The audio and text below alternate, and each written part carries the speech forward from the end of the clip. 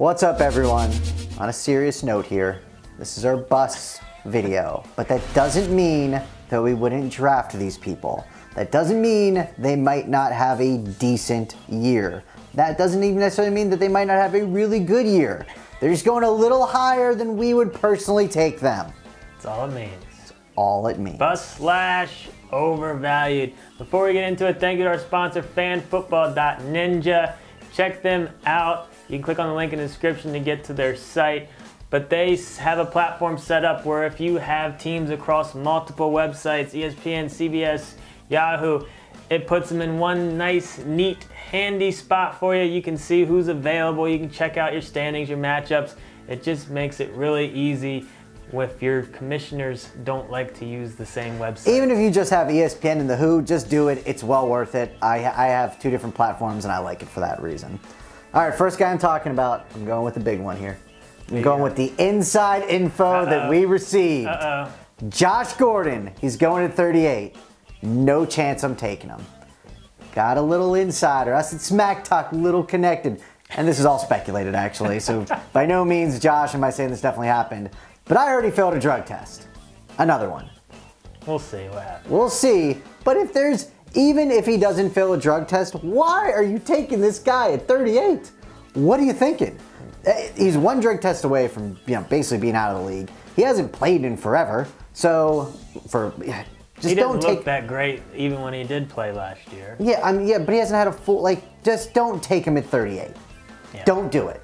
We'll see if this is one I am very confident on. We'll see about the whole speculation, and that don't put us on record on that. It's not on record, it's speculation. But I did hear from somebody who's given me other inside info and he's been right. That's all I'm saying. It's not completely unbelievable. There's a chance.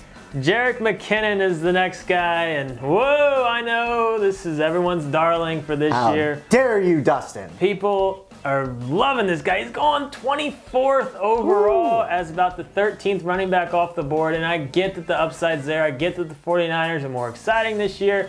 McKinnon is going to be great out of the backfield and all that fun stuff. Last 2 years, though, as a rusher, he's averaged 3.4 yards a carry, 3.8 yards a carry.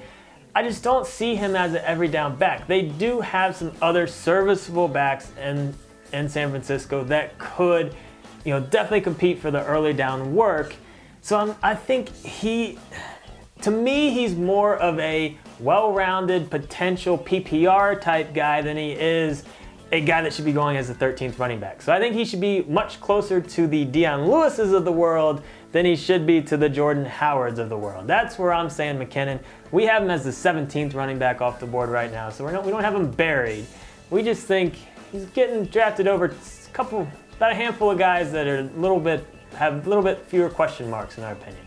Currently going around pick 49's Cooks with the Rams, and I know he's been solid, right? But New Orleans let him go after he had almost 90 catches, 1,000 yards, and 8 touchdowns. Let him go to New England. Then in New England, he had 65 catches, almost 1,100 yards, and 7 touchdowns. They let him go. And that was Drew Brees and Tom Brady throwing the ball in pass-happy offenses. He's now on the Rams, which the Rams offense, yes, it looks a lot more fun. I'm excited. I like their head coach. It looks like it's going to be a good up-and-coming offense. I get all that hype. But their offense still goes through Todd Gurley. And he's not going to get an insane amount of targets. So 49 is just too high for him. There's so many other good receivers you can get around that spot where I think him doing exactly what he did last year is pretty much his ceiling, which would be good, but it's not worth pick 49. Davante Adams is next, going at pick 17, 8th wide receiver off the board.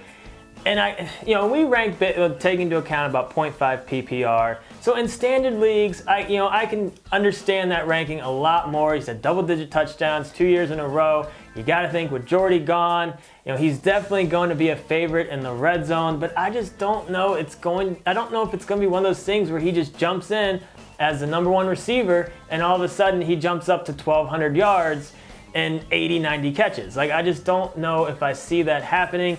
And, Rodgers has always had a really good connection with Jordy Nelson, but he hasn't quite had that with Adams to this point. Yes, there's been flashes. Obviously, the touchdowns have been there, but I'm just not ready to put Adams in a wide receiver 1 situation on draft day. Does he end as a wide receiver 1? Maybe, but I just think there's no reason to take that. Plus Graham in the red zone. There's no reason to take that gamble at this point. I'm not seeing it. All right, next I got to talk about Drake. And I know he carried some of you to fantasy championships. He was awesome in December, right? Almost 450 yards, couple of touchdowns. He just played really well towards the end of last year. But, and I'm not a sample size guy, but I'm going to play the sample size cards right here. I'm putting that down. You know, he looks good on film. He does have some pop. He looks dynamic. I just don't know if he's a bell cow, going to play 16 games, be a beast all year. And to take him at pick 37 just is, it's just way too scary for me. It's, again, I'm not sample size kind of guy, but it's not a great, it's just not a great indication of what I think he actually is. I don't think he can string that all year. I'm saying it. You know what? Don't take him at 37. He ain't stringing that all year. Sample size, yes, I believe it. Alshon Jeffery next at pick 50.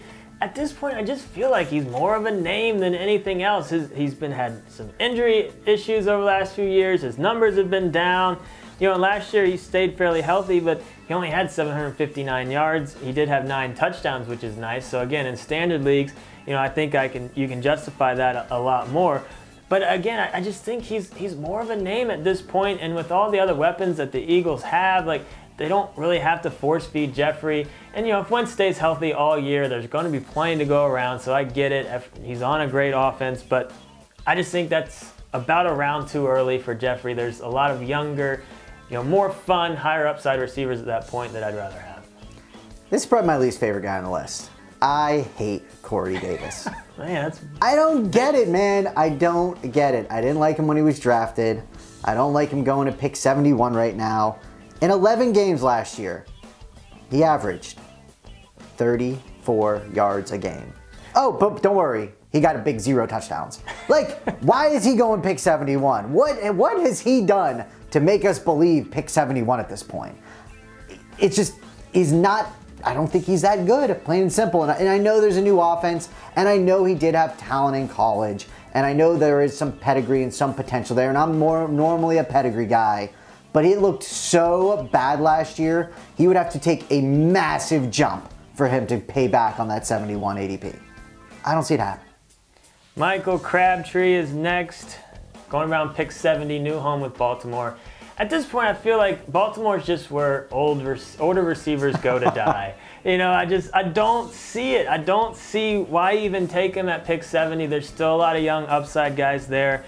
You know, that's the 26th, that makes him the 26th wide receiver off the board. And I just really don't see him fitting in as a wide receiver 1 on that offense. With the only other guys, you got John Brown, you got Willie Snead out there. They're not going to take off a ton of pressure off of him. I just don't see that offense clicking. I just don't have any faith in that. I just don't have any faith. Why take an old guy there? Just take a gamble on a younger guy at Except that if point. That young guy's Corey Davis, then don't take him. Yeah, don't take Corey Davis. But you know, you could go like Robert Woods. Robert Woods. Much rather have Robert Woods. Much more. Perfect example. We love some Woods. All right, Corey Davis probably gonna blow up this year. All right, Jack Doyle, 109, and I get it. Jack Doyle, 80 catches, almost 700 yards, 4 touchdowns. Luck's back. Oh my God, Luck and him's gonna have this great connection. It's gonna be awesome. But you know what? Eric Ebron is there, number 1. Number 2, he was the trash man. He got all those yards in junk time, so whatever. I barely even count them. So if Luck is the old Luck, hopefully they're not behind by a ton, and he gets so the garbage yards are gone. And hopefully he's spreading the ball around, being the Luck that we know and love. So therefore, I think Doyle's just going a little too high. You know, people are looking at him like, and I see people even jumping at him to be, you know, like nervous. He's not going to be the last tight end off the board, so taking him at 6 or 7 to make sure they get him. Like, he's not the kind of guy like I want to make sure I get. So 109 for him is still not super high, but in terms of tight ends, there's a lot of guys below him that I would take over him. Will Fuller's last guy I'm going to talk about, going around pick 90, which seems fairly reasonable, but again, it's just at that point in the draft, we don't see Will Fuller really taking the next step and being like a solid wide receiver 2 that you can rely on. And at that point in the draft, there are guys that you could gamble on that could be that. Like Will Fuller, we just see as a deep threat guy, and everyone remembers his 4-game stretch. Oh, they were so good though. When Watson was out there, where he had 7 touchdowns in 4 games. but it was on 13 catches. Ooh. Like, you just can't bank on that. I mean, that's just not something that's going to consistently happen.